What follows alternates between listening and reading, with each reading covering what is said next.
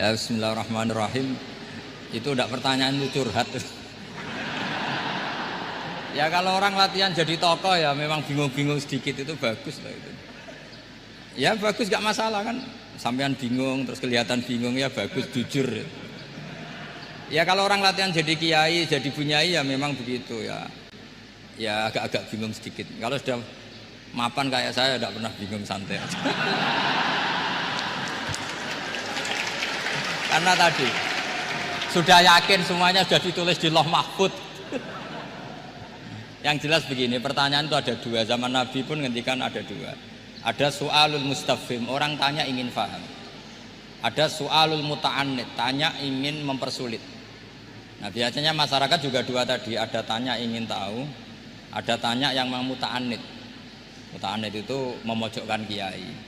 Ya, saya pikir ini sudah dosen pasti tahu. Gelagatnya orang ini muta'annid apa mustafhim, memang benar-benar tanya apa mempersulit. Misalnya kita ketemu orang fasik ya ada dua, ada yang lugu apa ada yang enggak. Kalau yang lugu tanya caranya tobat, yang memang ingin tobat. Kalau yang enggak ya memang hanya muta'annid. Sehingga kata masyiatullah itu juga pernah dipakai orang kafir. Wa qala alladziina asyraku law sya'allahu ma asyrakna. Kata orang-orang musyrik, kalau kita dikehendaki Allah juga tidak melakukan musyrik. Tapi mereka ingin menjebak Nabi bahwa kamu yang kampanye tentang masyiah, berarti kita musyrik pun karena masyiah. Orang kampung juga gitu. Saya masih ingat guru saya Kiai Haji Maimun Zubair pernah ditanya tentang orang haid yang karena free sex, karena seks bebas. Bukan karena ketularan atau karena orang lain. Memang dia sendiri yang nakal. Yang tanya dokter, tentu yang tanya dokter. Dokter itu berambisi menemukan obat haid. Jawabannya Mbah Mun itu unik, padahal beliau itu sangat sayang sama umat. Jawabannya beliau gini, dok, sesuatu yang menjadi hukuman Allah supaya orang mau kembali tobat, ya Allah diberi hak. Intinya kan mesti misalnya ada orang hidupnya boros, kemudian punya utang banyak, dia agak dipercaya masyarakat. Terus kamu ditanya solusinya gimana? Ya gak perlu ada solusi. Itu memang hukumannya orang yang salah. Biar roh rasane lahum fid dunya khizyun, ada unsur kehinaan. Ada orang selingkuh dikucilkan masyarakat. Terus tanya kamu gimana caranya nggak dikucilkan? Ya Allah diberi hak untuk memberi hukuman. Begitu juga penyakit-penyakit yang karena kesalahan manusia. Allah harus kita beri hak untuk memberi apa? Hukuman. Meskipun berkali-kali kita memberi pintu apa? Tobat. Nah, biasanya juga gitu, orang belajar itu wajib nggak? Kan wajib. Masyarakat tuh nggak mau belajar tentang agama. Kemudian karena nggak belajar, setiap ada masalah agama dia tidak bisa. Terus galau. Ya Allah beri hak memberi sanksi orang yang nggak mau belajar itu kan membawa kebodohan. Kebodohan itu mesti zulumat, mesti kegelapan. Kegelapan menjadi kegalauan. Jadi misalnya ada mbak-mbak kok sampai perawan tua agak nikah, atau kangkang sampai jaka tua agak nikah, tanya saya, Gus caranya nikah gimana?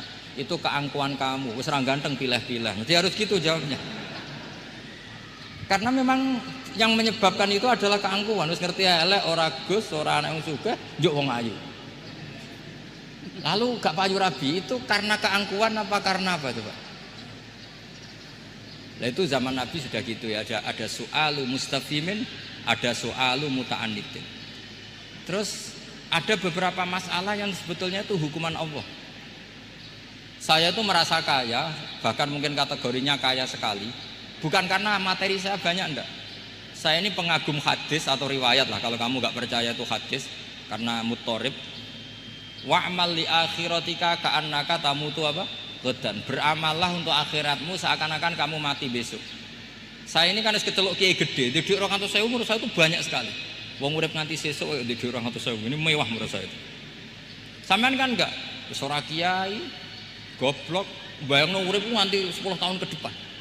Duit 2 juta ya kurang, 10 juta ya kurang. Padahal konsep kita ini kata Rasulullah atau kata ulama lah yang jelas itu. Ngamallah untuk akhiratmu seakan-akan mati besok. Maka hidup saya itu tenang sekali. Cara ada masalah, misalnya saya suatu saat sampean bully. Paling pikiranku dibully masyarakat, sesuk wis mati, sesuk wis bar. Sesok kok ijek urip, bayangno sesok meneh, sehingga aku nganggep punya masalah hanya sehari. Kamu kan nggak bayangkan hidup itu panjang, sehingga yang merasa miskin terus, sehingga kadang merasa istrinya kok ini terus padahal masih panjang.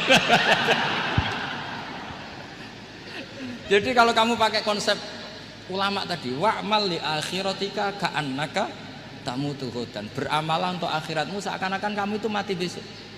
Sehingga yang saya asik ya kalau sholat itu saya asik, ngajar asik, karena ini untuk bekal mati. Kalau uang betul, tanyakan istri saya punya uang 200.000 itu anggap banyak sekali. Uang urip nganti sesuk ada duit 200.000 itu mewah betul. Terus kemudian ada orang galau, uang 10 juta ke orang 20. Kegalauan ini adalah dia salah persepsi, nganggap urip itu panjang. Ini wayul hihimul amal, orang yang dibuai oleh angen-angen.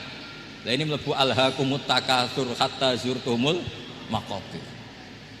Ya bu dosen yang rasa mahasiswa ya, atau mahasiswa yang rasa dosen tadi kata MC. Ini enggak gitu, keliru MC. Dosen yang rasa bunyai. Jadi lebih keren. Dosen yang apa? Rasa bunyai. Ya saya kira demikian. Assalamualaikum warahmatullahi wabarakatuh.